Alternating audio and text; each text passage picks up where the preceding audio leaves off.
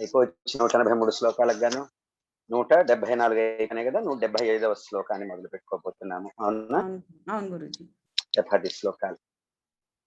ఈ వారం శనివారం చేసుకొని ఒక 2-3 వారాలు సాధన చేసుకొని కుదిరితే మనకి టైం చూసుకొని ధ్యాన శ్లోకాలకు అర్థం చెప్పుకొని అదే విధంగా ఉత్తర పీఠికలో ఒక 5 శ్లోకాల వరకు సమయం చూసుకొని అర్థం చెప్పుకుందాము. ఇంకా ఇతర సత్సంగాలు మొదలు పెట్టుకోబోతున్నాం కాబట్టి ఇంగ్లీష్లో హిందీలో కూడా మనం కూడా సమయం చూసుకొని మళ్ళీ తిరిగి చేసుకుంటాం. కాబట్టి ఇప్పుడు మనము 175వ శ్లోకాన్ని ప్రారంభించాలి. పంచమి పంచభూతేషి పంచ సంక్షోపచారిణి శాశ్వతి శాశ్వతైశ్వర్య శర్మదా శంభుమోహిని. పంచమి పంచమి చాలా మందికి తెలుసు, శ్రీ విద్యలో ఉన్న వాళ్ళకి పంచమి దేవతా స్వరూపం. అష్టమాతృకలలో ఉన్నటువంటి 5వ మాతృకా స్వరూపము వారాహి. వారాహి అంశనే పంచమి అని చెప్పుకుంటుంటాము. అలాగే పంచభూతాల్లో 5వదైనటువంటి ఆకాశ స్వరూపము, సృష్టికి ప్రథమమైనటువంటి భూతతత్వం ఏదైతే ఉన్నదో ఆ ఆకాశ స్వరూపము పంచబ్రహ్మలలో అనుగ్రహాన్ని ప్రసాదించేటువంటి సదాశివుడి యొక్క స్వరూపము వ్యక్తమయ్యేటువంటి అమ్మ యొక్క తత్వము ద్వారా. అదేవిధంగా పంచకోశాల్లో చిట్టజివరదైనటువంటి అన్నమయ ప్రాణమయ మనోమయ విజ్ఞానమయ ఆనంద కోశాలలో ఆనంద కోశము చిట్ట చివరి స్థాయి. ఆ యొక్క దేవతా స్వరూపము జగన్మాతే. ఈ జగన్మాత తత్వం జాగ్రత్త స్వప్న సుషుప్తి తుర్యావస్థలకి పైన ఉండేటువంటి తురియాతీత అవస్థ. నేను ఆనందాన్ని పొందుతున్నాను అని నేనుని అక్కడ ఇంకా గుర్తించుకునేటువంటి నేనుని దాటి వెళ్ళి ఆనంద స్వరూపంగా మారిపోయినటువంటి తత్వం. యోగ సాధనలో కుండలిని శక్తి సుషుమ్నా మార్గం ద్వారా ఊర్ధ్వగతిలో సహస్రాన్ని చేరుకున్నప్పుడు సహస్రారంలో చంద్రమండలంలో ఘనీభవించి ఉన్నటువంటి స్థితిలో ఉన్న చంద్రుడి యొక్క కళలన్నీ కూడాను ద్రవీకరించబడుతుంటాయి. అలా కరిగిన వెన్నెలనే అమృతము అని యోగ శాస్త్రంలో చెప్పబడుతూ ఉంటుంది. ఈ సుధాశృతి అనేటువంటిది తిరిగి సుషుమ్నా మార్గం వెంబడి ఆజ్ఞా విశుద్ధి అనాహత మణిపూర స్వాధిష్టాన మూలాధార చక్రాలని సమస్త నాడీ మండలాన్ని కూడాను సాధకుడిలో తడుపుతూ ఉంటుంది. ఇది మన సౌందర్యలహరిలో కూడా చెప్పుకున్నాం. కుండలిని శక్తిని జగన్మాత యొక్క శక్తి అంశ సహస్రారంలో ఉన్న సదాశివుడితో కలిసి ఉండేటువంటి స్థితిని జీవ పరమ సంయోగము అని చెప్తాము. అదే ఏకాంతంలో కలిసి ఉన్న స్థితిగా సమన్వయపరుచుకోవాలి. జీవాత్మ ఈ సమస్త బాహ్యమైనటువంటి విషయాదుల నుంచి ఏకాంతంగా కేవలం పరమాత్మ స్వరూపంతో ఆత్మతత్వంతో నిండిపోయి ఉంటాడు. 9వ శ్లోకంలో సౌందర్యలహరిలో మనం చెప్పుకున్నాం. సౌందర్యలహరిలో చేసుకునేవాళ్ళం సహరహసి పత్యా విహరసి సహస్రారే మధ్యే సహరహసి పత్యా విహరసి. ఈ సహస్రారం నుంచి కూడా పంచమికి ప్రజ్ఞ అనేటువంటిది అధో మార్గంలో తిరిగి మళ్ళా మూలాధార ప్రవేశం చేస్తూ ఉన్నప్పుడు ఈ జగన్మాత యొక్క పంచమి అంశ అనాహతంలో ఉంటుంది, అంటే హృదయ పద్మంలో ఉంటుంది. సహస్రారం నుంచి కూడాను మూలాధారం వరకు ఈ 7 చక్రాల మధ్య 6 మధ్య భాగాలు ఉంటూ ఉంటాయి. 7 చక్రాలు కదా, 7 చక్రాలకి మధ్య భాగాలు చూసుకుంటే 6 వస్తాయి.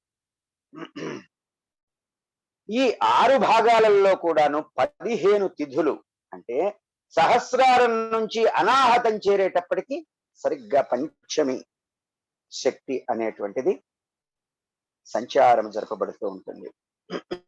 అలాగే సహస్రారం నుంచి అనాహతం చేరేటప్పటికి ప్రజ్ఞ వాగ్భవకూట ముఖపద్మాన్ని దాటి మధ్యకూట హృత్పద్మాన్ని చేరుతూ ఉంటుంది. ఆ స్థితిలో ఉన్నటువంటి అనాహత శక్తిని హృత్పుండరీకము అని చెప్పుకుంటాం. ఈ హృత్పుండరీకంలో ఉన్నటువంటి దహరాకాశానికి ఈ పంచమీ మాతృక అయినటువంటి వారాహియే దేవత. ఈ వారాహి దేవత పుండరీకాక్షుడైనటువంటి విష్ణుమూర్తి యొక్క వరాహావతారం. ఇద్దరు వరాహ సంబంధమైనటువంటి వారే అనేటువంటి పేర్లను చూస్తేనే మనకు అర్థమవుతుంది. వరా ప్లస్ అహం, వరాహం, సవర్ణ దీర్ఘ సంధి. వర అంటే శ్రేష్టమైనటువంటిది, గొప్పదైనటువంటి. అహం అంటే నేను. ఏమిటి నేను? మనమందరం అనుకునే సాధారణమైనటువంటి దేహభ్రాంతిని కలిగినటువంటి నేను కాదు ఇక్కడ చెప్పేటువంటిది. ఆ పరమాత్మతత్వమైనటువంటి ఆత్మ చైతన్యం అనబడేటువంటి ఒకే ఒక్క నేను. ఆ ఒకే ఒక్క నేను నుంచే సమస్త విశ్వము కూడా కనిపిస్తూ ఉన్నది. శరీరము ద్వారా, మనోబుద్ధి చిత్త అహంకారాలు అనేటువంటి అంతఃకరణాల ద్వారా. అంతేకాదు శ్రీ విద్యలో కూడా వారాహీదేవిని మనం దండనాథ అని చెప్పుకుంటాం. లలితా సహస్రనామంలో మధ్యలో మనకి చాలా నామాలు వచ్చినాయి వారాహి స్వరూపానికి. అంటే ఒక శ్లోకంలో చక్కగా చెప్పుకున్నాం కూడా. దండనాథ అంటే సర్వసైన్యాధ్యక్షురాలు. ఈ ఇంద్రియాలన్నిటినీ కూడాను అమ్మ పాదాల పట్లకి తీసుకెళ్ళగలిగేది అమ్మే. మళ్ళీ అమ్మ కంసే కదా. అంతేకాదు దండము అంటే మేరు దండము, మన వెన్నెముక, యోగ దండము. కాబట్టి మన యొక్క యోగ శక్తి అంతా కూడాను జగన్మాత అంశ అయినటువంటి పంచమీ స్వరూపమైనటువంటి ఈ అమ్మ అధీనంలోనే ఉంటుంది. అటువంటి వారాహీదేవి స్వరూపురాలిగా జగన్మాత పంచమి అనేటువంటి నామంతో పిలువబడుతూ ఉంటుంది. పంచభూతేసి, పంచభూత అంటే పంచభూతాలకి ఈశి అధిష్టాత్రి. ఈ సమస్త సృష్టి కూడా జగన్మాత నుంచి వెలువడింది. పృథివ్యాపస్తేజో వాయురాకాశాత్. పృథివి, జలము, అగ్ని, వాయువు, ఆకాశము, ఇవే పంచభూతాలు. సమస్త ప్రపంచము, వ్యక్తమయ్యే సమస్త ప్రపంచమంతా కూడా ఈ పంచభూతాలతో నిండి ఉంటుంది. పంచీకృత పంచభూతాల చేత ఈ సృష్టి వెలువడింది అనేటువంటిది వేదవాక్యం. పంచభూతాలతోనే సమస్త సృష్టి కూడా చేయబడింది. చివరికి మన శరీరాదులు కూడా పంచభూతాలతోనే చేయబడ్డాయి. ఈ పంచభూతాలనే ఎన్నో రకాలుగా మేళవించుకొని వివిధ రకాలైనటువంటి జీవులను, వస్తువులను, పదార్థాలను, ఓషధులను జగన్మాత సృష్టించింది. అమ్మ అధికారంలోనే ఇవన్నీ పనిచేస్తూ ఉన్నాయి. అందుకే జగన్మాత ఈ పంచభూతాలకి అధికారిని, అధిష్టాత్రి, ప్రభ్వి, పంచభూతేసి అని కీర్తించబడింది వసన్యాది వాగ్దేవతల ద్వారా. పంచసంఖ్యోపచారిణి, పంచసంఖ్య 5, ఉపచారిణి, ఉపచారాలతో సేవించబడుతూ ఉన్నది. సంఖ్య గురించి ఒక్క క్షణం చెప్పుకుందాము. క్ష అంటే చెప్పటము అని అర్థం. సంఖ్య అంటే చక్కగా చెప్పటము, అంటే బోధపడటము. ఏదో పైపైన వినేసి నాకు అర్థమైంది లేని సరిగ్గా అర్థం కాకుండా చూసి రమ్మంటే కాల్చి వచ్చే పని చేయటం. అంటే ఇక్కడ హనుమంతుల వారిని ఉటంకించట్లేదు, మనం చేసే పిచ్చి పనుల గురించి చెప్తూ ఉన్నాం. అసలు సంఖ్య అంటే గుర్తింపు అనేటువంటిది మొట్టమొదటి అర్థంగా చెప్పుకోవాలి. ఈ అర్థం నుంచే కూడా సాంఖ్యము అనేటువంటిది చెప్పబడింది. భగవద్గీతలో 2వ యోగం కూడా సాంఖ్య యోగం. సాంఖ్యము అంటే ఏమిటి? అసలు నన్ను నేను గుర్తించటానికి, నన్ను నేనుగా గుర్తించటానికి, నా చుట్టూరా ఉన్నటువంటి వాటికి తనకి నాకు గల సమన్వయాన్ని సాధించుకోవటానికి ఉపకరించేటువంటి శాస్త్ర విభాగం సాంఖ్యము అంటే. ఇక ఉపచారము అంటే ఉపచారం, ఉపచరించటము అంటే దగ్గరగా అనుసరిస్తూ వర్తిస్తూ ఉండటము. పంచసంఖ్య అంటే 5 అనేటువంటి సంఖ్య చెప్పుకున్నాము. ఈ జగన్మాతని ఎల్లప్పుడూ అనుసరిస్తూ చరిస్తూ ఉంటుంది. ఏమిటా పంచసంఖ్య?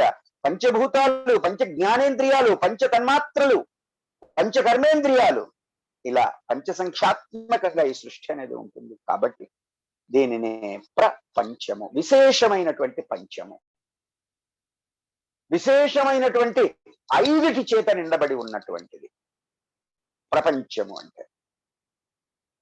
అందువల్లే జగన్మాత పంచ సంఖ్యోపచారిని ఉపచారం చేయబడుతున్నది. మనము పంచపూజలు, అమిత్యాది పంచపూజలు కూడా దీనికే వర్తిస్తాయి. జగన్మాతని చతుషష్ఠి ఉపచారాలతో కూడా ఆరాధించే విధానాలు ఉన్నాయి. షోడశోపచార పూజ లేదా కనీసం 5 ఉపచారాలు ఏవైతే చెప్పుకుంటామో, ముఖ్యంగా జప విధులకి కూడాను జగన్మాత యొక్క స్వరూపము స్థూలముగా కాక సూక్ష్మముగా భావన చేసుకొని ముద్రల ద్వారా ఈ పంచపూజలు, లమిత్యాది పంచ ఉపచారాలని కూడా నిర్వహించుకుంటాం. మనం మొట్టమొదట్లో సహస్రం మొదలు పెట్టుకునే ముందు జగన్మాతకి ధ్యాన శ్లోకం అయిన తర్వాత, ధ్యాన శ్లోకాలన్నీ అయిన తర్వాత ఈ పంచ ఉపచారాలే చేశాం. ఇలా ఈ 5 ఉపచారాలు కూడా జరపబడుతుంది. అనేకమైనటువంటి గొప్పదైనటువంటి అర్థాలు మనం ఇందులో చెప్పుకోవచ్చు. శాశ్వతి, నిత్య నిరంతరమైనటువంటిది. నిరంతరం అంటే ఎప్పుడు అని కాదు అర్థం, జాగ్రత్తగా గమనించండి. ఎక్కడ ఏమాత్రము కూడా సందు లేకుండా అనేటువంటిది అర్థం వస్తుంది. Without even a smallest minutest gap. ఎప్పుడు విశ్వం నిండా కూడాను జగన్మాత ఎక్కడ గ్యాప్ లేకుండా సమస్తము ఆవరించి ఉన్నది జగన్మాత. మంత్రపుష్పంలో కూడా చెప్తాము, శాశ్వతం శివమచ్యుతం అని చెప్పుకుంటాం. సత్యం జ్ఞానమనంతం బ్రహ్మ అనేటువంటివన్నీ కూడా ఆ గొప్పదైనటువంటి పరాశక్తి తత్వాన్ని గురించి శృతులు చెప్తూ ఉన్నాయి. అందుకే పరబ్రహ్మ స్వరూపిడి అయినటువంటి జగన్మాత శాశ్వతి, ఎక్కడా కూడా చిన్న సందు కూడా లేకుండా ఎల్లప్పుడూ విశ్వము అణువణువుగా కూడా నిండి ఉండేటువంటి జగన్మాత శాశ్వతైశ్వర్య. శాశ్వత అంటే శాశ్వతమైనటువంటి ఐశ్వర్యం కలిగి, దేన్ని మనం ధనం అనుకుంటున్నామో దాన్ని బట్టి మనం విలువలను లెక్కగడుతూ ఉంటాము. ధనం అంటే నిజమైనటువంటి అర్థం తెలిసిన వారు గురించి ఒకసారి చెప్పుకోవాలి. ఈశ్వర ఈశ్వరి పదాల చేత పిలువబడేటువంటి ఒకే ఒక తత్వము అనేటువంటిది హృదయంలో ఉంటుంది. భగవద్గీతలో చెప్తారు, ఈశ్వర సర్వభూతానాం హృద్దేశే అర్జున తిష్టతి భ్రామయన్ సర్వభూతాని యంత్రారూఢ హిమాలయ. ఈ తత్వం గురించి చెప్పారు భగవద్గీతలో. సర్వంలో కూడా ఉండి సర్వాన్ని కాలగమనంలో చక్రం తిప్పినట్టుగా తిప్పుతూ ఉంటుంది ఈ తత్వం. ఇదే అచలం ధ్రువం అని కూడా చెప్తాము. అచలము ధ్రువము అయినటువంటి ఈ చక్రంలో యాక్సెస్ అక్షము అని చెప్తాము. ఈ చక్రంలో ఉన్నటువంటి అన్ని బిందువులు తిరుగుతూ ఉంటాయి, కానీ అక్షము యాక్సెస్ అనేటువంటి తిరగదు. అదే అచలం ధ్రువం. అలా శాశ్వతంగా స్థిరంగా కదలకుండా సమస్తాన్ని కదిలించగలిగేటువంటి తత్వమే ఈశ్వరీ తత్వము, శాశ్వత ఐశ్వర్య. ఇక్కడ ఐశ్వర్యాలు ఈశ్వరి అనేటువంటి తత్వాన్ని చూస్తున్నాం మనం. చెక్కు చెదరని ఈ ఐశ్వర్య, ఈ ఈశ్వర లక్షణమే శాశ్వతమైనటువంటి ఐశ్వర్యం. ఈశ్వరీలలో శ్వాసగా సోహం హంసః సోహం, సో అహం అహం హంసః సోహం సోహం హంసః. అక్కడ ఉన్నది ఒకటే. సృష్టి సమస్తంలో కూడా వారు దిగి వచ్చి చేసేటువంటి లీలననే ఐశ్వర్యము అని కూడా చెప్పుకోవాలి. పంచకృత్య పరాయణ, సృష్టి స్థితి లయ తిరోధాన అనుగ్రహాలు అన్ని కూడాను వారి లీలాప్రాయంగానే జరుగుతున్నాయి. అది అవలీలాప్రాయంగానే జరుగుతూ ఉన్నాయి. ప్రహ్లాదుడు ఎంత గొప్పగా చెప్తాడు మనకి, కోట్న గారు రాసి, ఇందుగలడందులేడని సందేహము వలదు చక్రి సర్వోపగతుండై ఎందెందు వెదకి చూచిన అందందే గలడు దానవాగ్రణి వింటే. శాశ్వతమైనటువంటి సర్వాంతర్యామి లక్షణమే అనేటువంటిది ఈ శాశ్వత ఐశ్వర్య. జగత్తంతా ఎప్పుడు నిండి ఉండగలిగే లక్షణమే ఐశ్వర్యంగా కలిగినటువంటిది. కూర్చొని నోట్లు లెక్క పెట్టుకునేది కాదు. మోక్షమునే ఐశ్వర్యంగా కలిగింది, శాశ్వతంగా ఉండగలగటమే ఐశ్వర్యంగా కలిగింది. భక్తులకి శాశ్వత ఐశ్వర్యమైన అనేకమైనటువంటి నామాలు అర్థాలు ఈ నామానికి చెప్పుకోవచ్చు. శర్మదా, శర్మ సుఖశాంతులను, శర్మ అంటే దా ఇచ్చేటువంటిది. శం అంటే సుఖము, శాంతి. ప్రతి ఒక్కరికి నిజంగా కావలసింది రెండే, సుఖము శాంతే. ఏ ఉన్నా లేకపోయినా ఈ రెండు ఉంటే చాలు. ఎందుకంటే ఏది కోరుకున్నా ఈ రెండింటినే సాధించడానికి మనం కోరుకుంటున్నాము, అది మనం తెలుసుకోలేకపోతున్నాం. అందుకే మన శాంతి మంత్రంలో కూడా చెప్పుకుంటాము, శంనో మిత్రస్యం వరుణః శంనో భవత్వర్యమా శంన ఇంద్రో బృహస్పతిః శంనో విష్ణురుక్రమః. ఈ శం అనేటువంటిది కలవాడే అంటే ఎప్పుడు సుఖంగాను శాంతిగాను ఉండేవాడు. అటువంటి వాడిని శర్మ అని చెప్తారు. అందుకే సంధ్యావందనంలో కూడా చివరిలో ప్రవర చెప్పేటప్పుడు చివరలో శర్మాణం అహంభో అభివాదయే అని చెప్తూ ఉంటారు. ఎప్పుడు సుఖము శాంతి స్థితిలో నిలిచిపోయి ఉండేటువంటి వాడు, అటువంటి వాడే సమాజానికి ఉపయోగపడగలడు కదా, తను చేయగలిగినటువంటి పని ద్వారా. మన ఎందున్నటువంటి ఏ భావం వలన మన మనస్సులు ఇంద్రియాలు శమింపబడిపోతాయో, శం శం శర్మ, శమి, శమము అనేటువంటి అనేక సినానిమ్స్ ఉన్నాయి, పర్యాయ పదాలు. ఇవన్నీ ఇచ్చేటువంటిది జగన్మాత కాబట్టి, సుఖశాంతుల్ని ప్రసాదిస్తుంది కాబట్టి శర్మదా అని చెప్పి రసనీయాది వాగ్దేవతలు కీర్తించారు. శంభుమోహిని, శంభు శివుడిని, మోహిని మోహింప చేసేటువంటి. శంభు అనేటువంటి పదాన్ని విడదీస్తే శంభు, శం అంటే పుట్టించిన వాడు అనేటువంటి అర్థంగా చెప్పుకోవాలి. అంటే ఎవరు ఇంతకుముందు నామంలో చెప్పుకున్నాం కదా, సుఖశాంతులని పుట్టించేవాడు శంభుడు. అంటే సుఖశాంతుల ఉత్పత్తి స్థానం శంభుడు. చలించని దృఢచిత్తుడైనటువంటి శంభుణ్ణి మోహింపచేసి ఆయన వద్ద ఉండేటువంటి సుఖశాంతులనన్నీ మనకు అందిస్తూ ఉంటుంది అమ్మవారు జగన్మాత.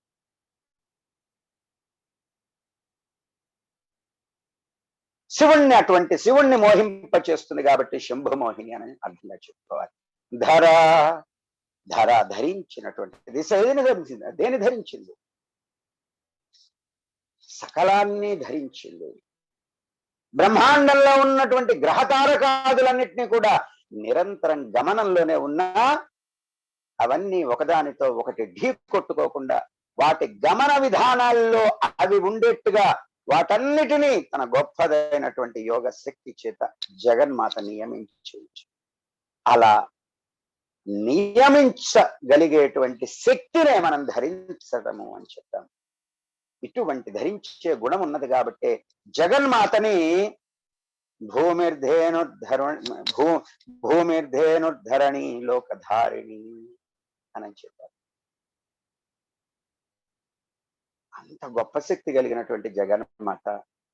మనమేమో ఇక్కడ కూర్చొని మనం అనుకున్నదే నిజం అనుకొని అనుకున్నది నిజమైతే మనం చక్కగా సంతోషంగా ఉండాలిగా. మరి ఎక్కడ తప్పులు పోతున్నాయి కష్టం రావటానికి? చిన్న ఆలోచన చేసి కాస్త ఒక గట్టిగా ఒక పని చేయటానికే మనకి ఉండదు ఒక్కొక్కప్పుడు. అంటే మనకంటే అవన్నీ నేను తక్కువ చేయట్లేదమ్మా. నిత్య వ్యవహారిక జీవితంలో మనకి తెలియకుండానే ఎంతో మందిని చూస్తూ ఉంటాం. ఒక్కొక్కప్పుడు మనకి అనుభవం అవుతూ ఉంటుంది. కానీ అసలు మనం ఇక్కడ ఉండటానికి కారణం ఈ గ్రహ తారకాదులు గోళాదులన్నిటిని కూడా సమన్వయపరిచి నడిపించే శక్తి ఏంటిది? కాబట్టి జగన్మాత ధర అని చెప్పబడుతున్నది. ధరసుత, ధరసుత, ధర భూమి యొక్క సుత కుమార్తె. భూమిని ధరించేవి ఏమిటి? ఇక్కడ భూమి దగ్గరకు వచ్చేసరికి సమస్తాన్ని ధరించేటువంటిది ధర అని చెప్పాం ఇందాక. ఇక్కడ ధరసుత అంటున్నాం. అంటే భూమిని ధరించేవేమిటి? పర్వతాలు, మహీధరాలు లేదా ధరాధరాలు అని చెప్తూ ఉంటాము. ఈ పర్వతాల్లో అత్యున్నతమైనది, అతి మహిమాన్వితమైనది ఏమిటి? హిమవత్ పర్వతం. ఈ హిమవత్ పర్వత రాజపుత్రిక కాబట్టే జగన్మాత ధరసుతాయి. అంతేకాకుండా ఈ యొక్క పృథివీ నుంచి పుట్టే సమస్త ఔషధాలు అన్నిటినీ కూడా వాటి యొక్క స్వరూపంగా ఉన్నది కాబట్టి అమ్మ జగన్మాత ధరసుత అని చెప్పబడుతుంది. హిమవత్ పర్వత రాజపుత్రిక, సమస్త ఔషధి స్వరూపురాలు జగన్మాత అని మనం చెప్పుకోవలసి. ధన్యా, ధన్యురాలు. ఒక మాట చెప్పుకుందాం, ధనం కలిగినటువంటి వారు ధన్యులు. ఏమనుకుంటున్నారు ఇప్పుడు? నా దగ్గర ఎక్కువగా అంత పెద్ద డబ్బు లేదులే అంటే నేను ధన్యుని కాదేమో కదూ. ధనము అంటే సంపద. ఏమిటి సంపద? నోట్ల కట్టలు కాదు సుమా. మనకి శ్రీ సూక్తం గుర్తు తెచ్చుకోండి ఒక్కసారి. ధనం అగ్ని, ధనం వాయు, ధనం సూర్యో, ధనం వస్తు అని శ్రీ సూక్త ఫలశ్రుతిలో శ్లోకాన్ని గుర్తు తెచ్చుకోండి. ఈ వస్తువుల వల్లనే సూక్ష్మమైనటువంటి ఆత్మతత్వము స్థూలమైనటువంటి పదార్థతత్వంగా మారుతున్నది. కాబట్టి మనం భూమి ద్వారా పొందే పదార్థమైనటువంటి సంపదకి ఈ వస్తువులు కారణం. ఈ వస్తువులే తన ధనంగా కలిగింది జగన్మాత. అమ్మ సంకల్పిస్తే చాలు, లోకాలు ఉన్నాయి, లేకపోతే లేవు. మరి ఇలాంటి జగన్మాత ధన్యురాలు కాకపోతే ఏమిటి? మనస్సు కూడా ధన్యం కాదు సుమా, గుర్తుపెట్టుకోండి. ఎందుకంటే మనకు ఉన్నది మనస్సుతోటగా మనం చరించేది. ఆత్మను కూడా పక్కకి పెట్టేసి, ఆత్మ చైతన్యాన్ని పక్కకి పెట్టి, ఎందుకంటే మనస్సు అనేటువంటిది అనుకున్నదల్లా చేయగలుగుతుందా? పోని అయ్యే వాటిని ఆపగలుగుతుందా? కానీ గుర్తుపెట్టుకోండి, జగన్మాత ఉందంటే ఉంది, లేదంటే లేదు. శాసనం. కాబట్టి ప్రపంచంలో, ఈ సమస్త విశ్వంలో, ఈ విశ్వానికి అవతల కూడా ఎవరైనా ఉన్నారా అని ప్రశ్నించుకుంటే మీకు వచ్చే సమాధానం వసిన్యాది వాగ్దేవతల నుంచి ధన్యా జగన్మాత. తిరుగులేని సంకల్పం కలిగినటువంటిది, ధన్యురాలని చెప్తున్నది. ధర్మిణి, ధర్మములు కలిగినటువంటిది ధర్మిణి. ధర్మాలని గుణాలుగా తీసుకురాగలిగేదే జగన్మాత ఇక్కడ. అంటే ప్రకృతిలో ఉండేటువంటి ధర్మాలని, సత్యాలని త్రిగుణాత్మికమైనటువంటి ప్రాణకోటిగా తీసుకురాగలిగింది జగన్మాతే. సృష్టిస్తూ ఉన్నది జగన్మాత. ఇద్దరు మాట్లాడుకుంటున్నాము అంటే వారి యొక్క గుణాలు మాట్లాడుతూ ఉన్నాయి అక్కడ, అంతేగాని వాళ్ళ ఇంద్రియాలు, అవయవాలతో కూడినటువంటి దేహాలు కాదు. ధర్మాలు అనేటువంటివి సాధ్య స్థితిలో ఉంటాయి. అంటే దీన్ని పొటెన్షియల్ స్టేట్ అని చెప్తూ ఉంటాము. గుణాలు అనేటువంటిది సిద్ధ స్థితిలో ఉంటాయి, అంటే మేనిఫెస్టింగ్ స్టేట్ లో ఉంటాయి. కాబట్టి జగన్మాత ధర్మాలను తన యందు కలిగి ఉండి జీవుల ద్వారా గుణాలుగా వ్యక్తం చేస్తూ ఉన్నది. కాబట్టే జగన్మాత ఇక్కడ ధర్మే అని వసిన్యాది వాగ్దేవతల చేత కీర్తించబడింది. ధర్మవర్ధిని. ధర్మాలని వర్ధిని, వర్ధిల్లింప చేసేటువంటి ఏ ప్రవర్తన మనకు ఉంటే ఆ పరమ ధర్మంలో మనం ఉంటామో, ఆ ప్రవర్తనాత్మకమైనటువంటి ధర్మాన్ని మనలో పెంపొందింపచేసే శక్తి జగన్మాత మాత్రమే. అందుకే జగన్మాత ధర్మవర్ధిని.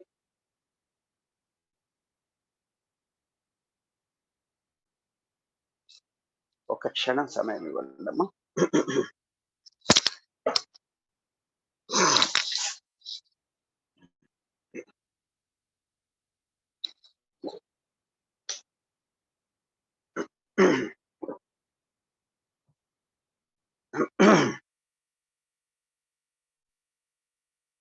జగన్మాత ఈ ధర్మాన్ని వర్ధిల్లింప చేయటంలో చాలా బాధ్యత తీసుకుంటుంది.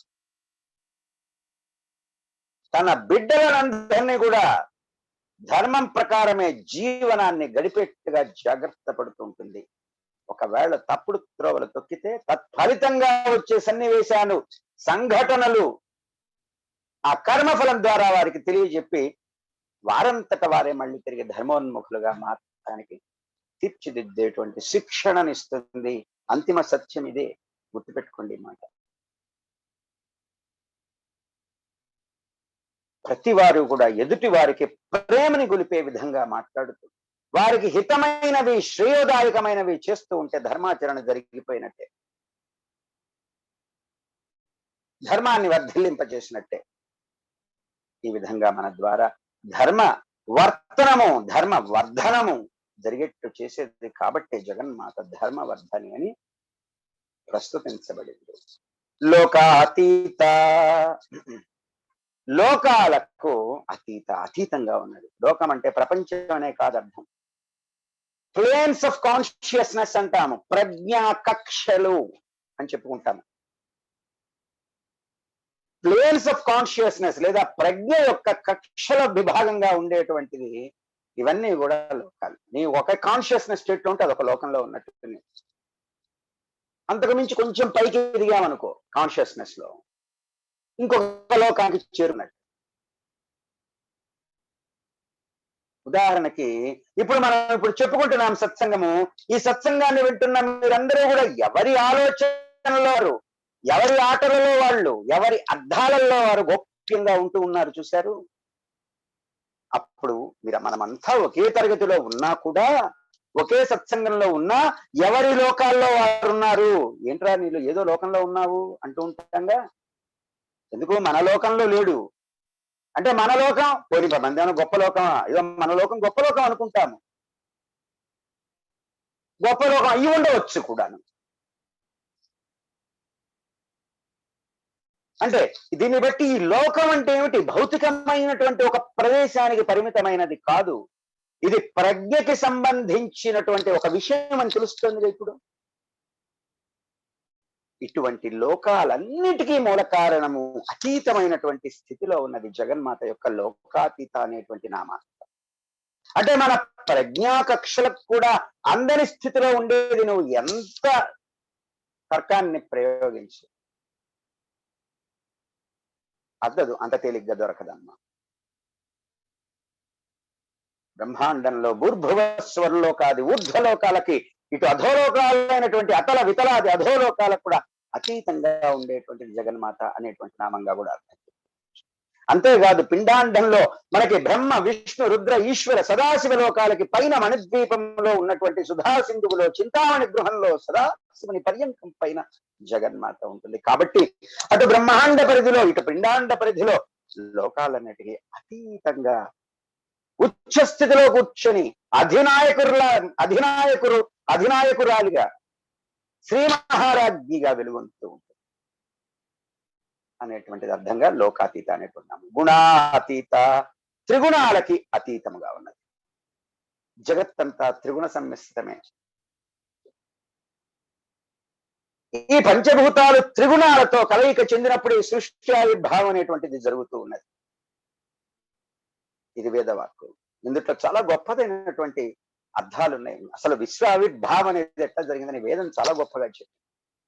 అది ఎప్పుడన్నా ఇంకొక సత్సంగంలో చేసుకోవాలి. ఇవన్నీ ఉన్నాయి, ఒక 10 రకాల టాపిక్స్ ఉన్నాయి మనసులో. మనకి కాస్త జ్ఞానాన్ని పొంది ఆ జ్ఞానాన్ని బ్రతకటము, జీవించటము, దేనికోసము మనల్ని మనం ఉద్ధరించుకోవటానికి.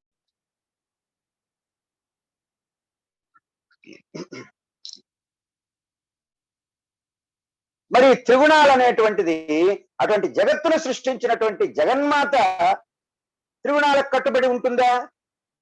ఈ త్రిగుణాలకు అతీతంగా ఎలా ఉంటుంది అనిపించవచ్చు.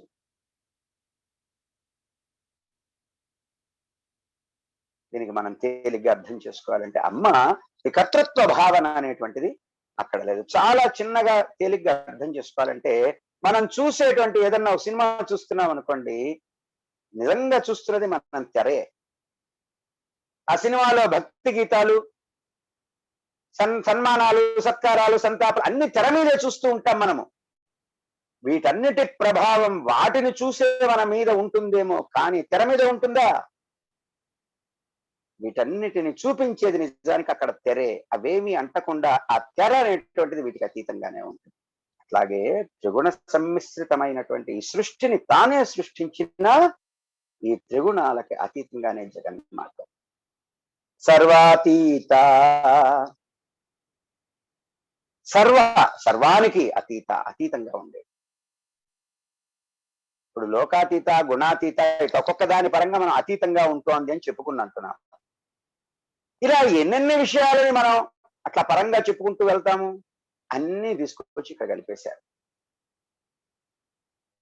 అర్థం కావడం కోసం లోకాతీత గుణాతీత ఇవన్నీ చెప్పి చివరిలో ఇవన్నీ కాదు, అన్నిటికీ అతీతం పో. ఎన్నెన్ని విషయాలు చెప్పుకుంటూ వెళ్ళాం, అన్నిటినీ కూడా చివరిలో ఒకే నామంలో ఇమిడ్చే విధంగా సర్వాతీత అని చెప్పారు. వసిన్యాది వాగ్దేవతలు చెప్పినట్టుగా వ్యాసుల వారు చెప్పారు. కాబట్టి సర్వానికి అతీతంగా ఉండేటువంటిది జగన్మాత అని చెప్పుకోవచ్చు. శమాత్మిక, శమముని ఆత్మిక, ఆత్మస్వరూపంగా కలిగినటువంటిది, లేదు స్వరూపంగా కలిగి ఇంద్రియ నిగ్రహాన్ని శమము అంటాము. సాధనా చతుష్టయంలో 4 చెప్పుకుంటూ ఉంటాం ఏమన్నా సత్సంగాల్లో వచ్చినప్పుడు. నిత్యానిత్య వస్తు వివేకము, ఇహ ఆముత్ర ఫల భోగ విరాగము, శమ దమ ఉపరతి తితిక్ష శ్రద్ధా సమాధానాలు అనేటువంటి శక్త సంపత్తి, ముముక్షత్వము, ఈ 4 సాధనా చతుష్టయము అని చెప్తుంది వేదం. ఈ 4 ద్వారా నీవు కావాలనుకునేటువంటి జీవిత లక్ష్యాన్ని నెరవేర్చుకోవచ్చు. జీవిత లక్ష్యం అంటే కార్లు బంగ్లాలు కొనుక్కోవటం కాదు, ఎందుకంటే దానివల్ల జీవిత లక్ష్యం నెరవేరదు. మనం పోతాం ఉంటే ఇంకా కొన్నాళ్ళు, అది జీవిత లక్ష్యం కాదు. అందుట్లో ఈ 3వదైనటువంటి సాధనా చతుష్టయంలో సమాధి శక్త సంపత్తి అని చెప్తూ ఉంటాం మనం. యోగ వశిష్ఠంలో కూడా వశిష్ఠుల వారు రాముల వారి చక్కగా చెప్తారు ఇవన్నీ. ఇంద్రియ నిగ్రహాన్ని శమము, ఇది ఉన్నవారికే శాంతి అనేది ఉంటుంది, శాంతి అనేటువంటిది ఉంటూ ఉంటుంది. యోగంలో సమాధి స్థితి రావాలంటే మొట్టమొదటి మెట్టుగా ఇంద్రియాలు మనస్సు మనలోకి లీనం కావాలి, అంతర్ముఖం కావాలి. రెండవ మెట్టుగా ఆ ఇంద్రియాలు మనస్సు మన యందే వర్తిస్తూ ఉండాలి. అంటే మనం చెప్పినట్టు వినాలి, మనస్సు చెప్పినట్టుగా మనం వినకుంటాలి. ఇలా జరగాలంటే చాలా అభ్యాసం అవసరం అవుతుంది, కానీ ఇది కష్టసాధ్యమేమీ కాదు. ఈ అభ్యాసం మీదే శమించటము అనేటువంటిది ఆధారపడి ఉంది. మంచి చెడులని కూడా ఈ అభ్యాసం వల్లనే మనలో మనం ఏర్పరచుకుంటాం. ఈ విధంగా అభ్యాసం వల్ల శమించడం అనేటువంటిది జరిగితే జగన్మాత యొక్క శక్తి అంశ అయినటువంటి శమాత్మిక యొక్క శక్తి మనకి సిద్ధిస్తుంది. శమాత్మిక అంటే ఇక్కడ ఏదో దేవతా నామం కాదు, అమ్మే శమమే తన స్వరూపముగా కలిగినటువంటి అనేటువంటిది మనకి గొప్పదైనటువంటి అర్థంగా మనం చెప్పుకోవచ్చు. శమముని ఆత్మస్వరూపంగా కలిగినటువంటిది జగన్. బంధూక కుసుమ ప్రక్ష 964 నామంలోకి వచ్చేసాం, ఇంకో 30 నామాలు. బంధూక కుసుమ, బంధూక పుష్పకాంతి తోటి ప్రక్ష ప్రకాశించేటువంటిది జగన్మాత. మందార పువ్వునే ఒక రకంగా ఎర్రగా ఉండే మంకెన పువ్వు అని చెప్పంటూ ఉంటాము, దాన్నే బంధూక కుసుమము అనేటువంటి సంస్కృత నామాంతరంగా చెప్పబడుతూ ఉంటుంది. మనకి ఇక్కడ ఈ ఆంధ్రప్రదేశ్ తెలంగాణలో కంటే మనకి ఒరిస్సాలో ఎక్కువగా ఈ మంకెన పుష్పాలు దొరుకుతాయి. ఈ పుష్పాలే కాదు, ఈ చెట్టు యొక్క చెక్క కూడా, అంటే ఇది కూడా కలప కూడా ఎర్రగా ఉంటుంది. జగన్మాత బయటకి తనకి తానుగా ఉద్భవిస్తూ ఉన్నప్పుడు ఈ మంకెన పుష్పంలాగా విచ్చుకుంటుంది, ప్రక్ష అని చెప్తున్నారు ఇక్కడ. అంటే ప్రక్ష అంటే మనకి ఉచ్చరించబడుట, తెలియబరచబడుట అనేటువంటి అర్థం కూడా. విచ్చుకోవటము, సృజించటము, ఉద్భవించబడటము, ఉచ్చరించబడటము. అలా మంకెన పుష్పపు కాంతితో ప్రకాశించేటువంటిది జగన్మాత అని చెప్తూ ఉన్నారు చిన్నది గారు. బాల రూపంలో ఉన్నది అని చెప్పుకోవచ్చు. బాలల రూపంలో జగన్మాత ఉంటుందనే విషయాన్ని మనం ఒక విధంగా గమనించుకోవచ్చు. 2 సంవత్సరాల నుంచి 10 సంవత్సరాల దాకా ఉండేటువంటి బాలికామణులని బాలలు అంటారు. ఇందులో 9 సంవత్సరాల వయస్సు కలిగినటువంటి వారిని ప్రత్యేకంగా దుర్గా అనే పేరుతో పిలుస్తారు. నవవర్షాత్ భవేద్ బాల అని చెప్పబడింది. అంతేకాదు బాలకృష్ణుడిగా కూడా సంబంధించినటువంటి శక్తిగా చెప్పుకోవచ్చు. దీని తర్వాత లీలా వినోదిని అని చెప్తూ ఉంటాము. బాల లీలా వినోదిని అనేటువంటి నామం. శబ్ద బ్రహ్మ సృష్టి అంటే ఆకాశతత్వం మొట్టమొదటి ఉద్భవించినప్పుడు శబ్దము తన్మాత్ర కదా. ఆ శబ్ద బ్రహ్మ సృష్టి ఆవిర్భావానికి ముందుగా అంటే ప్రథమావతారంగా వ్యక్తమైనటువంటి జగన్మాత యొక్క అంశ బాలా త్రిపుర సుందరి. ఆకాశము, చోటు, కదలిక, కదలించటము, ఈ నాలుగు కూడాను కలిసి వచ్చినప్పుడు, కలిగి సమన్వయపడ్డప్పుడు ఈ నాలుగు లీనమైనటువంటి స్థితిని బాల అనేటువంటి పేరుతో మనకి వ్యవహరిస్తూ ఉంటాం. దీన్ని కొంచెం జాగ్రత్తగా అర్థం చేసుకోవాలంటే ఇంగ్లీష్ లో మనకి జ్ఞానపూర్వకంగా కొంచెం దాన్ని ఎనాలజీగా ఇంటెలిజెంట్ ఎలక్ట్రిసిటీ అని చెప్పుకోవచ్చు. ఈ శక్తి యొక్క, ఈ బాల యొక్క శక్తి యొక్క వివిధ రూపాలనే మనము ప్రాణము, విద్యుత్తు. విద్యుత్ అనేది ఏం కనిపిస్తుందా కంటికి? అది గొప్పదైనటువంటి శక్తి. భూగర్భంలో నుంచి, బొగ్గు ద్వారా, నీటి నుంచి ఎంతో గొప్ప శక్తి అనేటువంటిది వస్తూ ఉంటుంది. అదే విధంగా నీకు ఒక విషయము గొప్పది, ఉత్కృష్టమైనటువంటి జ్ఞానంతో అర్థం అవటము, ఇదంతా బాల యొక్క శక్తి. ఇలా ఇందా చెప్పినట్టు నవవర్షాత్ భవేద్ బాల, 9 సంవత్సరాలు వయస్సు గల బాలాదేవి మంత్రానికి కూడా 9 బీజాక్షరాలు. ఈ 9 బీజాక్షరాలని కూడాను శ్రీ విద్యలో నిబద్ధం చేసుకుని సరస్వతి అనుగ్రహ ప్రాప్తి, సర్వకళాభినివేశం, మంగళప్రదమైనటువంటి మోక్ష ప్రాప్తి వైపు మరలే విధంగా బాల యొక్క అనుగ్రహాన్ని పొందవచ్చు. వాగ్భవ, మధ్య లేదా కామరాజకూట, అదే విధంగా శక్తి కూటాలకి సంబంధించినటువంటి ఈ బీజాలని ఆరోహణ అవరోహణ మళ్ళీ తిరిగి అనేకమైనటువంటి సంపుటీకరణ వ్యవస్థల ద్వారా గురుముఖత తెలుసుకున్నప్పుడు ఈ నవ అక్షరాలు, నవ బీజాక్షరాలు కూడా జగన్మాత బాలా త్రిపుర సుందరి అంశ యొక్క స్వరూపంగా మనల్ని అనుగ్రహిస్తూ, బీజాక్షరాలు నేను ప్రత్యేకించి ప్రస్తావించడం లేదు. లీలా వినోదిని, లీల, లీలల యందు వినోదిని, వినోదించినది. అసలు లలిత అంటేనే క్రీడ. లీల అనేటువంటిది అర్థం. జగత్తులో జరిగేవన్నీ కూడా మనకి ఎలా అనిపించినా జగన్మాతకి మాత్రం అవన్నీ లీలాప్రాయమే, క్రీడాప్రాయమే.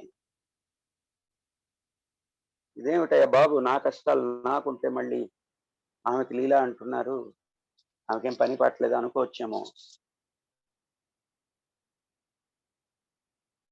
పిల్లలు ఆడుతూ ఉంటే ఆ ఆటల్లో కొట్టుకుంటూ చిన్న చిన్న కొట్టుకుంటూ ఉంటే తల్లిగా నువ్వు చూస్తూ ఉన్నప్పుడు నీకు అది లీలగా ఒక ఆటలాగా కనిపిస్తూ ఉంటుంది. ఓకే, దీనివల్ల వీళ్ళకేం పెద్దగా దెబ్బలు తగలట్లేదు అనుకుంటారు. కానీ వాళ్ళు చాలా పెద్ద దెబ్బ తగిలిందని పోయి చాలా కంగారు పడిపోయి ఏడుస్తూ ఉంటారు. అంతేకాదు, మనం అనేకమైనటువంటి పిల్లులు రెండు కొట్టుకుంటూ ఉంటే మనం ఒక క్రీడలాగా చూస్తాం.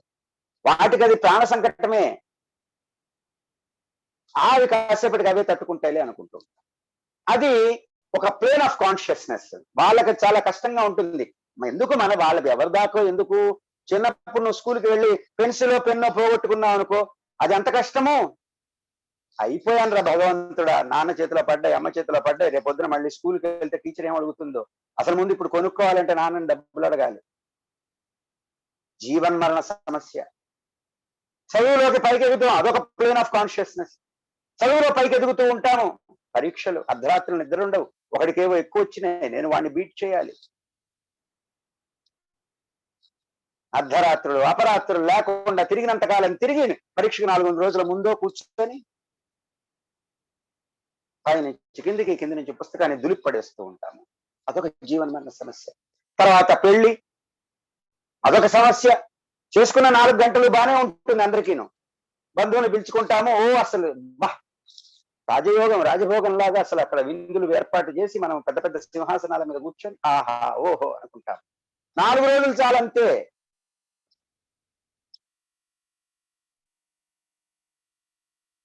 ఇవన్నీ జీవన మరణ సమస్యలు. దాని తర్వాత పిల్లలు. దాని తర్వాత ఈ లోపల ఏదో డబ్బు సరిపోవట్లేదో, లేకపోతే ఇంకో వస్తువు కావాలో, లేకపోతే బంధువులు ఏమన్నా అన్నారో, అనేకమైనటువంటి నిద్ర పట్టని రాత్రులు గడుపుతూ యాంటాసిడ్స్ ని మింగుతూ వద్దు. చిన్నపిల్లలు కొట్టుకుంటూ అది ఇంకో ప్లేన్ ఆఫ్ కాన్షియస్నెస్. అన్ని ప్లేన్స్ ఆఫ్ కాన్షియస్నెస్ లో మనం ఎప్పుడూ అజ్ఞానంతోనే కూడుకొని పోతూ ఉన్నాము. కానీ నీవు ఇంకొకళ్ళని చూస్తూ ఉన్నప్పుడు ఏం కాదులే, ఊరికే అట్లా ఆడుకుంటున్నారు. ఎందుకు? నీకు ఆ ధైర్యం ఉన్నది. నా బిడ్డలకి ఏం కాదు, ఊరికే ఆడుకుంటున్నారు. మరీ గట్టిగా ఎవరైనా నెట్టి వాడు కింద పడిపోతాడు అనుకుంటే దగ్గరికి పరిగెత్తుకుంటూ వెళ్ళి జాగ్రత్తగా ఆపుతాం. కానీ కొట్టుకునే పిల్లలకి ఎట్లా ఉంటుందంటే, వాడు వచ్చేసి ఏడ్చేసి నన్ను వాడు కొట్టాడు కొట్టాడు కొట్టాడు బాబాయ్ బాబాయ్ బాబాయ్ అని ఏడుస్తూ ఉంటాం. ఏమన్నా అయిందా వాడికి? ఏడుస్తూ ఆడు కొట్టాడు, అయిపోయింది నా జీవితం అనుకుంటున్నాడు. మనం కూడా అట్లాగే ఏ కష్టం వస్తే దానికి అయిపోయింది నా జీవితం, అయిపోయింది నా జీవితం, ఏమిటి ఇట్లా ఉంది నా పరిస్థితి. అలాగే చిన్నపిల్లలు ఎలాగైతే కొట్టుకుంటూ ఉంటే, కాస్త చిన్నగా కొట్టుకుంటూ ఉంటే చూసి మనం మురిసిపోతూ ఉంటామో ఇంకా. అట్లా జగన్మాత అమ్మ మాయనంతా కూడా చేయిస్తూ కూడాను, ఆ మాయ ఎందుకు ఇచ్చింది? ఏదో ఆమెకు తోచక కాదు, నీ కర్మబంధాల్ని నువ్వు నిర్మూలన చేసుకునే విధంగానే ఇస్తూ ఉన్నది ఈ కొట్లాట్లు ఇవన్నీ కూడాను జీవితంలో. కింద పడుతూ ఉంటాం, దెబ్బలు తింటూ ఉంటాం, లేస్తూనే ఉంటారు పిల్లలు, కొట్టుకుంటూ ఉంటారు, కలిసిపోతూ ఉంటారు.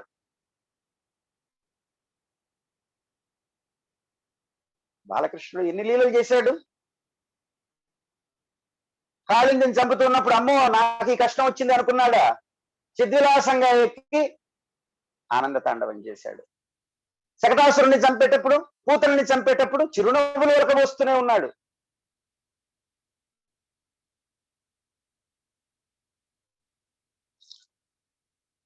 కాబట్టి ఇంత గొప్ప లీల ఎందు వినోదించేటువంటిది, అన్ని కృత్యాలని లీలాప్రాయంగా చేసి వినోదించింది. అమ్మని పట్టుకో, నీకు ఇదంతా ఈ వినోదం అంతా అర్థమైపోతుంది. సుమంగళి, సౌభాగ్యవతి, లేదా మన ధర్మంలో చెప్పుకుంటుంటా ముత్తైదువ లేదా పుణ్యస్త్రీ అని చెప్పుకుంటూ ఉంటాం. ఈ సుమంగళి అనే పదం యాక్చువల్ గా భారతదేశ హైందవ జాతికి సంబంధించింది. మిగతా దేశాల్లో వాళ్ళకి అర్థం కావటం కష్టం. ఇందుట్లో మనం కేవలము ఆ భర్త ఉంటేనే పుణ్యస్త్రీ, భర్తల అంటే ఇందుట్లో ధర్మ సూక్ష్మాన్ని గమనించుకోవాలి. జగన్మాత యొక్క కరుణ వైపు తిరిగి, జగన్మాత యొక్క ఆరాధనలో జగన్మాత యొక్క కరుణని కలిగినటువంటి వాళ్ళందరూ కూడా సుమంగళుడే అనేటువంటి నేను చెప్తూ ఉంటా ఈ అర్థం.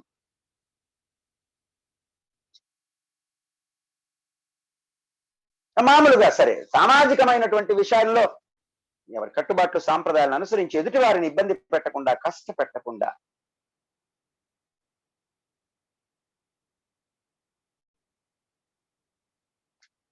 ధర్మంలో ఉన్నటువంటి సూక్ష్మతని మనం గమనించుకున్నప్పుడు అమ్మ యొక్క అనుగ్రహ పాత్రులందరూ కూడా సౌభాగ్యవతులే. ఏదో భర్త పోయాడు అని చెప్పేసి మనం ఉంటామా పెద్ద ఫలానా వారి భర్త పోయాడండి ఆవిడ సుమంగళి కాదండి అని అనుకోవటానికి. సరే సంప్రదాయాన్ని పాటించదు, అంత తప్పులేదు, కానీ కించపరచకు, తక్కువ చూపు చూడకు.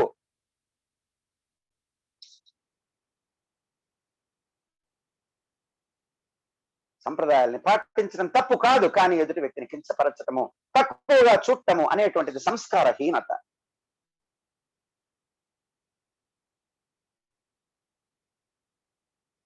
మన భర్త ఉంటుందే మన భార్య ఉంటాడా? వాళ్ళ దాకా ఎందుకు మనం ఉంటామా అసలు? అంటే మనం ఇంకా సుమంగళం కాదా? అలా జగన్మాత యొక్క కరుణని పొందినటువంటి అందరూ జీవులు కూడా సుమంగళులే అని చెప్తాను నేను. నన్ను ఎవరన్నా తిట్టుకున్నా పర్వాలేదు ఈ విషయంలో. శాస్త్ర విరుద్ధమైన మాట చెప్తున్నాడే అనుకోవచ్చు గాక.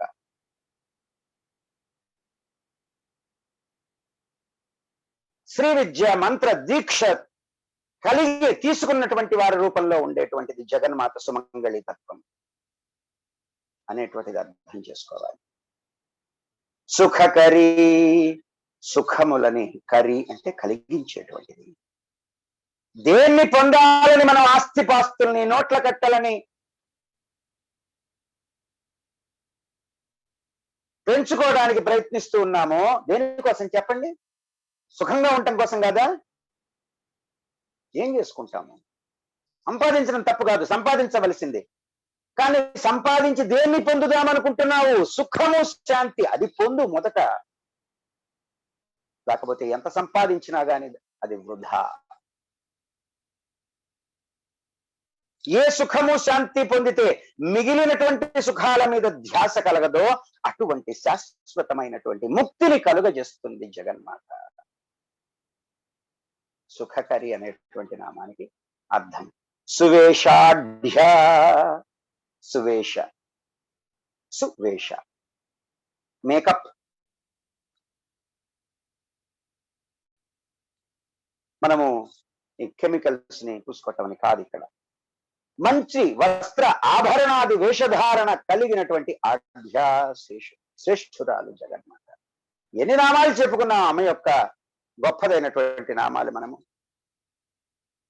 గుర్తుందా మొదట్లో చెప్పుకున్నటువంటివి?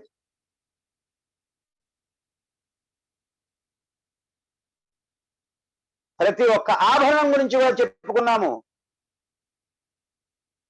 ధరించినటువంటి వస్త్రాలతోటి, ఆభరణాలతోటి, పుష్పమాలాదులైనటువంటి ప్రకృతి సిద్ధమైనటువంటి అలంకారాదులతోటి, గంధాది లేపనాలతోటి, పరమ పావన అయినటువంటి పద పారాణితోటి, మాంగళ్య చిహ్నాలతో ఉండేటువంటి అమ్మ యొక్క వేషము, అమ్మ యొక్క రూపము పరమ రమణీయంగా, నేత్రపర్వంగా, మనోజ్ఞంగా, మనోహరంగా, మహాఠీవిగా, మహోజ్వలంగా ఉంటుంది.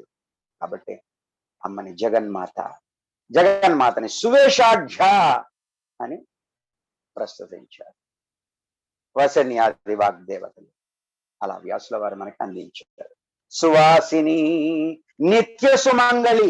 ఎవరన్నా నిత్య సుమంగళిగా ఉండగలరా? భర్త అనేటువంటి పరమాత్మ తత్వము, ఆత్మ చైతన్యాన్ని పట్టుకొని ఉన్నటువంటి జీవ తత్వము. ఇక్కడ ఇది స్త్రీకి పురుషుడికి సంబంధించింది కాదు. మళ్ళీ నేను ఈ విషయాన్ని రాడికల్ గానే చెప్తాను. నేను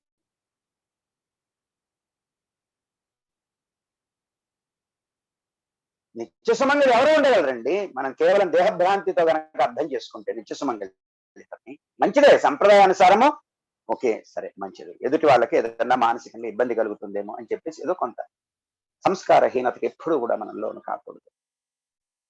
ఏదో ఒక రోజు ఈ పరిస్థితి అందరికీ వచ్చేది కదా ఈ లోకంలో.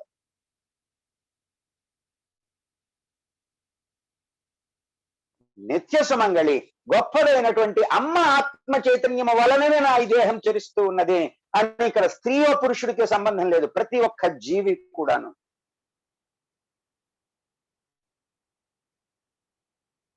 మామూలుగా భర్త ఉన్న స్త్రీని సువాసినులు అంటారు, సరే. కానీ ఇక్కడ ఈ సువాసిని అనేటువంటి ధర్మ సూక్ష్మమైనటువంటి అర్థాన్ని తెలుసుకుంటే సంప్రదాయ విరుద్ధంగా మనం ప్రవర్తించమని నేను చెప్పను ఎవరికి. కానీ సంస్కారహీనతకు ఎప్పుడు కూడా లోబడదు. ఎందుకంటే ఏ సంస్కారహీనతకి మనం అర్థం చేసుకొని చేస్తున్నామో ఆ స్థితి ఎవరికైనా ఎప్పటికైనా కలిగి తీరవలసిందే, అలా అర్థం చేసుకుంటే.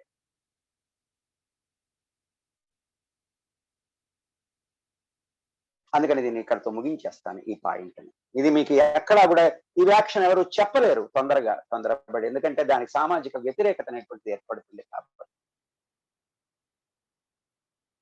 కాబట్టి జగన్మాత, ఈ జగన్మాత నిత్య సుమంగళి స్వరూపిణి అనేటువంటి నామంగా మనము అర్థం చేసుకోవాలి. సువాసిని స్వరూపంగా సువాసిన్యర్చన ప్రీత, సువాసినుల అర్చన పూజలో ప్రీతి కలిగినటువంటిది జగన్మాత.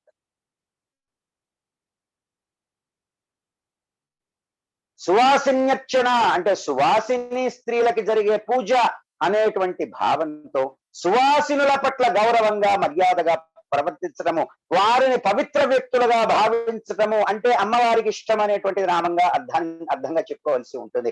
కానీ ఎవరి సువాసినులు? మళ్ళా వెనక్కి వెళదాం. ఏం పాపం చేసుకున్నారు? సామాజికమైనటువంటి ఒక వివాహ బంధం ద్వారా భర్తని భార్య కోల్పోయినా, భార్యని భర్త కోల్పోయినా ఎవరికైనా ఈ పరిస్థితి తప్పనప్పుడు జగన్మాత ఏమైనా వెలివేయమని చెప్తుంది వాళ్ళని. ఏ సాధకులైతే ఆత్మ చైతన్యమైనటువంటి జగన్మాత శక్తిని పట్టుకొని ఉంటుందో జీవతత్వము, వారందరూ కూడా సువాసితులే.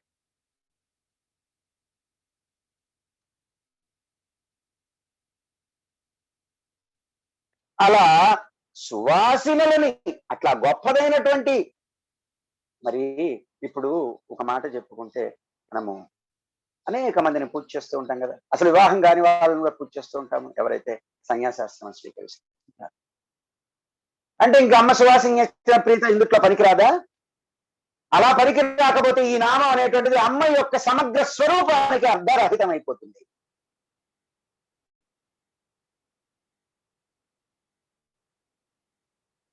అందువలన ఇది నేను చెప్పేటువంటిది, దయచేసి తప్పు పట్టకండి ఎవరు కూడా.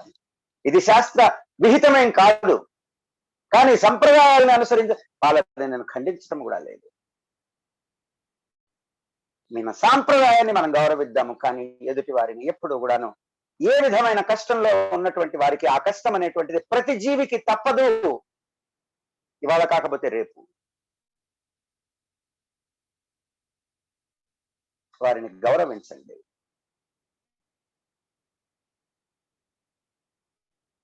కాబట్టి సువాసిన్యక్షణ ప్రీతాలు రెండు రకాలైనటువంటి అర్థాలు తీసుకోవచ్చు.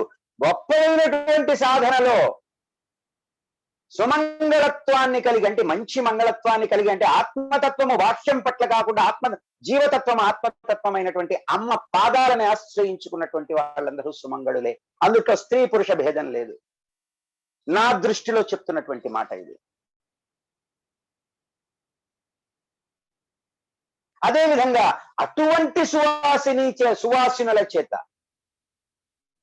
అర్చించబడేటువంటిది అనేటువంటి అర్థంగా కూడా చెప్పుకోవాలి.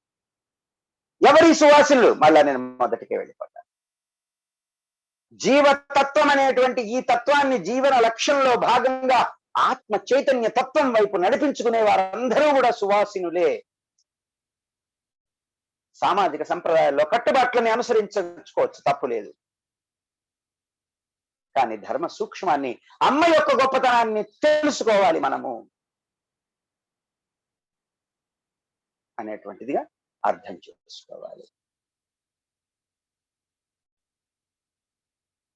ఇక్కడ ఈ తర్వాత నామం వచ్చేసి సువాసిన్యర్చన ప్రీత ఆశోభన. ఆశోభన అనేటువంటి నామంగా చెప్పుకోవాలి. పవిత్రతతో కూడి ఉన్నటువంటి లోకాతీతమైనటువంటి, ఎక్కడున్నాం మనం ఇప్పుడు? ఎన్నో మనకి దాదాపుగా సువాసిని, శోభన, ఆశోభన, శుద్ధ మానస అవుతుందా? సరే, చేసుకుంటూ వెళ్దాము. ఒక్క 2 నిమిషాలు అటు ఇటు అయితే అవుతుంది. ఆశోభన పవిత్రతతో కూడినటువంటి లోకాతీతమైనటువంటి సౌందర్యం కలిగినటువంటిది అనేటువంటి అర్థంగా చెప్పుకోవాలి. ఇంతకు ముందు మనం సువాసిన్యర్చన ప్రీత నామంలో చివర్లో తా అనేటువంటిది, ప్రస్తుతం ఆశోభన నామంలో మొదటి ఉన్నటువంటి ఆ అక్షరాన్ని మనం కలుపుకున్నాం. ప్రీత ఆశోభన, ప్రీత ఆశోభన.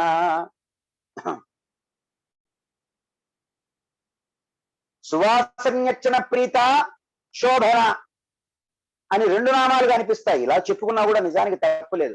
కానీ మనకి శోభన అనేటువంటి నామం ఇంతకు ముందు వచ్చింది 400 చిల్లరలో. మీరు కనుక వెతుక్కుంటే దాదాపు 450 పైన వచ్చింది ఉంటుంటుంది. అందుకని ఈ లలితా సహస్రనామంలో పునరుక్తం అనేటువంటి నామమే లేదు. అందుకని ఇక్కడ మనము ఆశోభన అనే చెప్పుకోవలసి ఉంటుంది.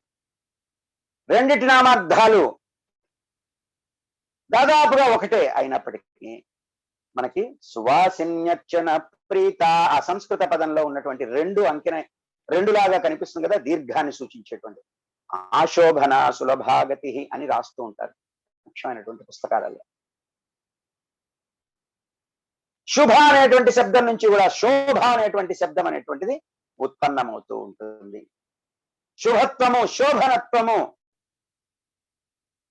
అనేటువంటి దానిగా మనం అర్థం చేసుకోవాలి. శోభన అనేటువంటిది పవిత్రతతో కూడుకున్నటువంటి విశేషణం అయితే, ఆ శోభన అనే మాటని మనం అర్థం చేసుకోవాలంటే సకల లోకాతీతమైనటువంటి పవిత్రమైన సౌందర్యం. శోభన అనేటువంటిది లోకాలకి మాత్రమే పరిమితంగా మనకి అర్థంగా కనిపిస్తూ ఉంటుంది.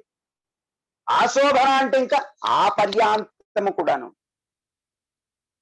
పరమ పవిత్రమైన, స్వచ్ఛమైన, సకల లోకాతీతమైనటువంటి సౌందర్యంతో విరాజిల్లేది. శుద్ధమానస, పరిశుద్ధమైనటువంటి మనస్సుని కలిగినటువంటిది. మనలో ఏది పరిశుద్ధంగా ఉంటే మనం పరిశుద్ధంగా ఉంటాము అని ప్రశ్న వేసుకుందాం. మనకు కనిపించే సమాధానం ఒకటే, మనస్సు. ఎందుకంటే దహరాకాశంలో ఉండే హృదయం ఎప్పుడూ కూడా పాపరహితంగా పరిశుద్ధంగానే ఉంటుంది. ఎటొచ్చి అన్ని రకాల ఆలోచనలు, ఊహలు, వెకిలి వేషాలన్నీ కూడా మనస్సుకే తగలబడుతూ ఉంటాయి.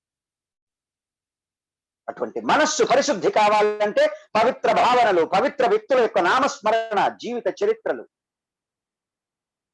ఇవన్నీ సాధన మార్గాలు. పరిశుద్ధమైనటువంటి మనస్సు కలిగినటువంటిది. అలా చేసేటువంటి వారి మనస్సులని జగన్మాత పరిశుద్ధంగా మార్చివేసేస్తూ ఉంటుంది. కాబట్టి శుద్ధ మానస, పరిశుద్ధమైన మనస్సు కలిగినటువంటిది జగన్మాత.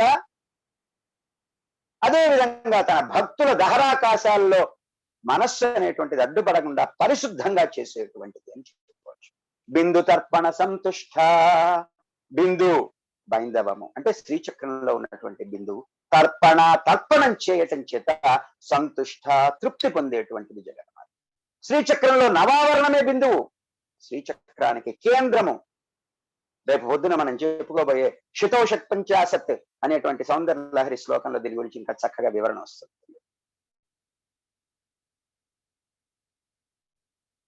అదేవిధంగా శంకరులు రాసినటువంటి సుధా సింధోర్ మధ్య సురవిటపి వాటి పరివృత్తే, అందుట్లో ఈ సుధా సింధు ఈ బిందువే. కాబట్టి దీనికి అర్థము శ్రీచక్రంలోని బిందువు నందు తర్పణ చేయటం చేత సంతృష్టి చెందేటువంటి, సహస్రారంలో చంద్రమండల స్థానం వద్ద తర్పణం చేయటం చేత సంతృష్టి పొందేటువంటిది కుండలిని యోగ శక్తి పరంగా. సాకారమైనటువంటి జగత్తుకి సంకల్ప బిందువు వద్ద జరిగేటువంటి తర్పణ హవిస్సుల చేత సంతృష్టి చెందేటువంటిది జగన్మాత అనేటువంటిది చెప్పవచ్చు. పూర్వజ, అన్నిటికన్నా ముందు ఉండేటువంటిది. ఇంకా అమ్మ పుట్టబడలేదు, పుట్టిన వాటికి అన్నిటికంటే ముందు ఉన్నటువంటిది. ఇంకా అమ్మకి పుట్టక ముందు ఇంకొక లేదు. ఇంతకు ముందు మనం బిందువు గురించి చెప్పుకున్నాము. ఆ బిందువు కంటే ముందే ఉన్నది అమ్మ జగన్మాత. పుట్టబోయేటువంటి చుక్కలాగను, ఇంకా చుక్క పెట్టలా కాగితం మీద, చుక్క పుట్టలా అక్కడ, కానీ ఇక్కడ ఉద్భవించేసింది. కాబోయే వాక్యంలాగా తైత్రీయంలో ఒక రుక్కు చెప్తారు. అహమస్మి ప్రథమ జారుతస్య పూర్వం దేవేభ్యో అమృతస్య నాభాయ్ యో మా దదాతి స ఇదేవ మావాహ.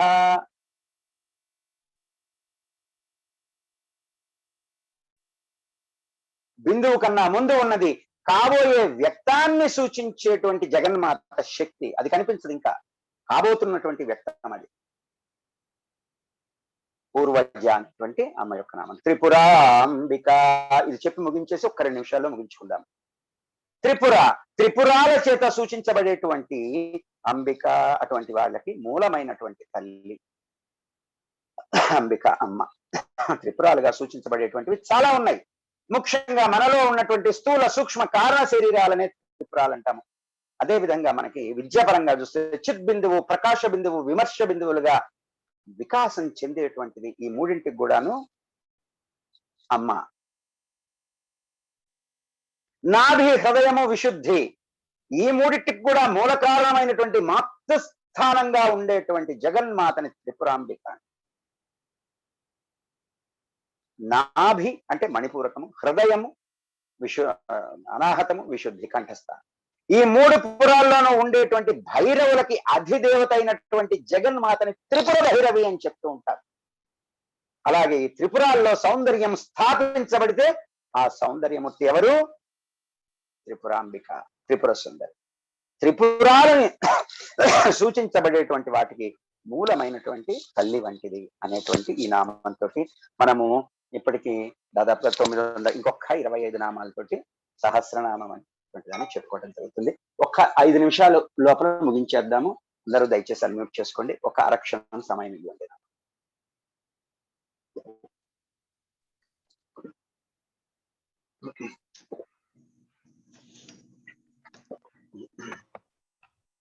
పంచమీ పంచభూతేషి పంచ సంక్షోపచారిణి పంచమీ పంచభూతేషి పంచసంఖ్యోపచారిణి పంచమీ పంచభూతేషి పంచసంఖ్యోపచారిణి శాశ్వతీ శాశ్వతైశ్వర్యా సర్వదా శంభుమోహిని శాశ్వతీ శాశ్వతైశ్వర్యా సర్వదా శంభుమోహిని శాశ్వతీ శాశ్వతైశ్వర్యా సర్వదా శంభుమోహిని ధరాధర సుతా ధన్యా ధర్మిణి ధర్మవర్ధిని ధరాధర సుతా ధన్యా ధర్మిణి ధర్మవర్ధిని ధరాధర సుతా ధన్యా ధర్మిణి ధర్మవర్ధిని లోకాతీత గుణాతీత సర్వాతీత శమాత్మిక లోకాతీత సర్వాతీత సమాత్మిక లోకాతీత గుణాతీత సర్వాతీత సమాత్మిక బంధూక కుసుమ ప్రఖ్యా బాలా లీలా వినోదిని బంధూక కుసుమ ప్రఖ్యా బాలా లీలా వినోదిని బంధూక కుసుమ ప్రఖ్యా బాలా లీలా వినోదిని సుమంగళి సుఖకరి సువేషాఢ్యా సువాసిని సుమంగళి సుఖకరి సువేషాఢ్యా సుమంగళి సుఖకరి సువేషాఢ్యా సువాసిని సువాసిన్యర్చన ప్రీత అశోభనా శుద్ధమానస సువాసిన్యర్చనా ప్రీత అశోభనా శుద్ధమానస సువాసిన్యర్చనా ప్రీత అశోభనా శుద్ధమానస అశోభన అని వినిపించిందేమో మీకు. అశోభన అంటే అర్థం మారిపోతుంది. ఆశోభన, ఆకి దీర్ఘం ఉండాలి. అంటే మనకి ప్రీతతోటే కలిసిపోతుంది. ఎందుకంటే శోభన మనకి దాదాపుగా 462 నామం కింద వస్తుంది. సువాసిన్యర్చన ప్రీత అశోభన శుద్ధమానస అన్నట్టుగా వినిపించే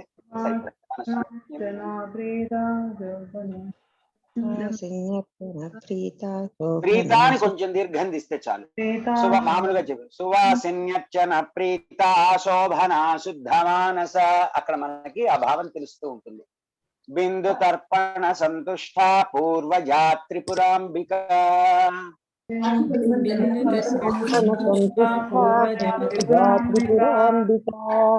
బిందు తర్పణ సంతుష్ట. ఒక్కసారి చదివేస్తాను, ఇంకొక నిమిషంలో ముగించుకుందాము. గురూజీ చెప్పమ్మా. ఎవరు? నారాయణి గురూజీ. నారాయణ చెప్పాలి. 170. అచ్చా, మొన్న చెప్పావు కదా మొదటి లైన్ ని పొరపాటున మిస్ అయ్యానని చెప్పి. 170 నుంచి చైతన్యార్ఘ్య సమారాధ్య నుంచి కదా. ఓకే, దయచేసి అందరూ ఒక్కసారి మ్యూట్ చేసుకుంటే ఒక్క నిమిషంలో ఈ 10 శ్లోకాలని చెప్పుకుందాము. 9 శ్లోకాలు. ఎవరో వెనకాల నాకు మాటలు వినిపిస్తున్నాయమ్మా. అచ్చా, అందుకని పంపించలేకపోయామనుకున్నాం కదా. మొదటి లైన్ నేను మిస్ అయ్యాను. ఓకే, 170వ శ్లోకం నుంచి ఇప్పుడు 178 వరకు చెప్పుకుందాము.